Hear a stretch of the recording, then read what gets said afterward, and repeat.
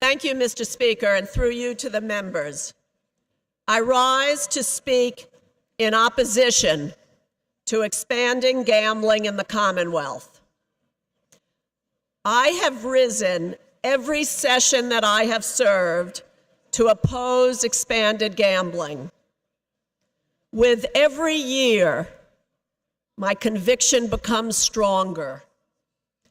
With all due respect, Mr. Speaker, this is the wrong direction for Massachusetts. Massachusetts has resisted the urge to expand gambling, even as states across this nation have embraced it as a solution to their problems. We have waited until now, resisting following their lead. Before we leap into this, let's look at the track record and see what their experience has been. Mr. Speaker, if we look at the experience of other states, we will see that this is a failed experiment. Proponents tell us that gambling will provide us with revenue to close our gaping budget gaps, and that it will bring us jobs and economic recovery. Let's look across our country and see if that case can be made. Let's look at some of the big casino states: California, New York, Pennsylvania, Illinois, Nevada, and our neighbor Connecticut. All, Mr. Speaker, of these states have enormous deficits. Where is the sign that their casinos have helped? I hear during this debate talk about Connecticut, business going to Connecticut, that we have to compete with Connecticut. The New York Times on June 29, 2011 writes of Connecticut, and I quote, "For the past 2 decades, the state has finished dead last nationally in creating new jobs. Connecticut's finances are among the most troubled in the nation." This is the competition. This is a race to the bottom. Where is the evidence that casinos will help our ailing economy? A 2005 study in Iowa concluded that taxable retail sales in Iowa cities without casinos grew more than 5 times faster than sales in cities with casinos. The researchers concluded, and I quote, "The operation of a casino, far from contributing to economic development, creates a measurable drain on the economy of the city." This is the model. This is a race to the bottom. In May 2010, an independent New Hampshire Gambling Commission study found that bringing 1 casino to the state would take away 7 existing local jobs for every 10 casino jobs created. The same report showed that 1 casino would raise $219 million in state revenue, but the total social cost would be $287.7 million, a net drain of $68.7 million. This is a race to the bottom. A 2006 study by the Federal Reserve Bank of Boston found that patrons who frequent casinos catering to local markets do not bring in any new money to the local economy and are simply substituting gambling for other goods and services. This is a race to the bottom. The former mayor of Ledyard, Connecticut, Wesley Johnson, testified that his town has not seen any positive economic impact since the Foxwoods Casino was built there. Mayor Johnson said, and I quote, "The mayor of the town where Foxwoods is, there has been no economic development spin-off from the casino. Businesses do not come here." This is a race to the bottom. In the fall of 2009, Ohio voters were faced with a referendum to allow casino gambling. In advance of the election, The Public Policy Analysis Group at Hiram College studied the social and economic costs of casinos and concluded that there would be a net loss of area jobs in the new casino locations. This is a race to the bottom. I don't claim to be an economic expert or to have tremendous wisdom about how to grow an economy, so I'll turn to the experts. Recognized as one of the most successful investors in the world, here is what Warren Buffett had to say about expanded gambling. I'm quoting from Warren Buffett. "There is nothing getting developed. It is a transfer of money." Mr. Speaker, what is this business that this legislation is about to invite to Massachusetts? Some say it's a form of entertainment, a legitimate business to grow our economy. I reject that.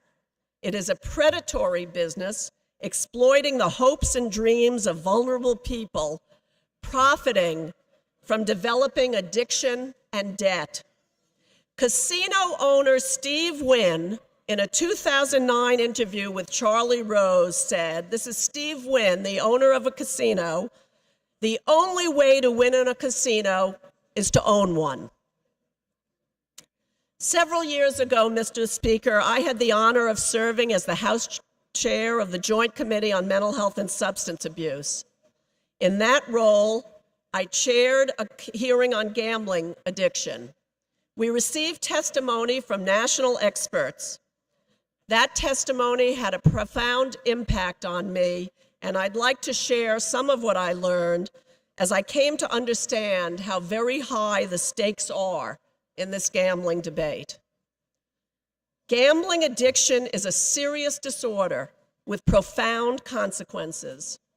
Compulsive gamblers will gamble until they have nothing left. They will exhaust their savings, their family's assets, and their personal belongings. They will borrow from others. Bankruptcy is a common outcome.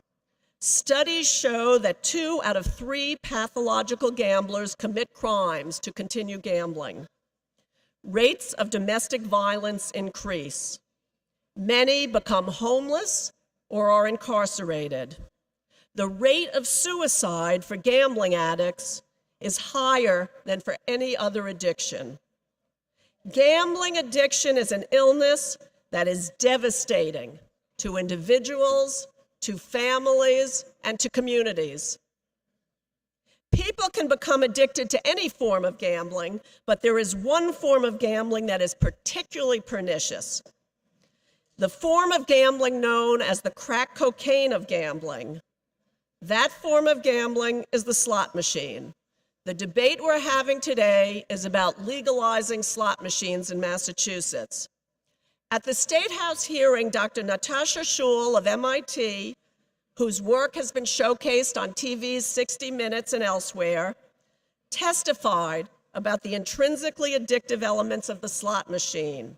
She testified here in the State House saying, and I quote, "Every feature of gambling machines, mathematical structure, visual graphics, sound dynamics, seating and screen ergonomics is geared to increase what the industry engineers call time on device and encourage gamblers, in the words of the industry, to play to extinction."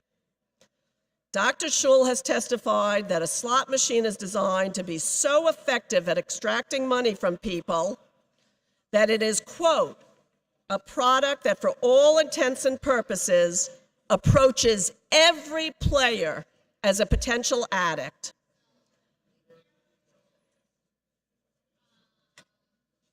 Many people will argue that most people who go to a casino don't become addicted. That's true. But what is also true is that the money comes from the addicts. 80% of the profits from casinos come from the slots, and the majority of the profits from the slots come from the problem gamblers. So while it is true that most people don't become addicted, the profits the revenue that we're all looking for and that we're all dividing up, they come from the addicted. 90% of the casino profits come from 10% of the customers. This is a predatory business, preying on the vulnerable, addicting the vulnerable, and profiting from that. It doesn't stop there, Mr. Speaker. Not only is the technology highly addictive, but the casinos have developed to the level of an art business practices to entice people further into addictive behavior. Let me mention some of the predatory marketing practices. ATM machines put in the casino lobbies, aggressively targeting people who use the casino ATMs because of a demonstrated weakness to chase their losses. Having employees who are hosts, whose job it is to entice the heavy gamblers back when they try to move away from the gambling.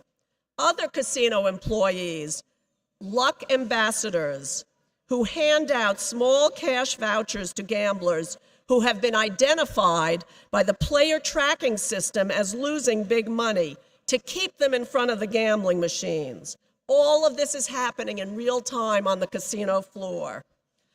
Providing gamblers with free alcohol, free meals, and free lodging to keep them gambling, and using mail, phone, and email solicitations to offer free slot machine play to target more potential addicts. There are those who would say that gambling is no different than alcohol. But when was the last time you saw a restaurant owner or manager enticing back someone who had obviously drank too much and urge them to stay longer? When did you see free meals and lodging offered to keep them drinking? The business that is being offered as a basis for economic recovery creates addicts and profits from their addictive behavior. As I wrap up my remarks, I'm going to return to the interview with Warren Buffett, who said, quote, "We are going to have gambling addicts in this country, but I don't think the state ought to become the sponsor of spreading that addiction." We have serious problems in this state, Mr. Speaker. We have a struggling economy, and there are many important government services that have been cut.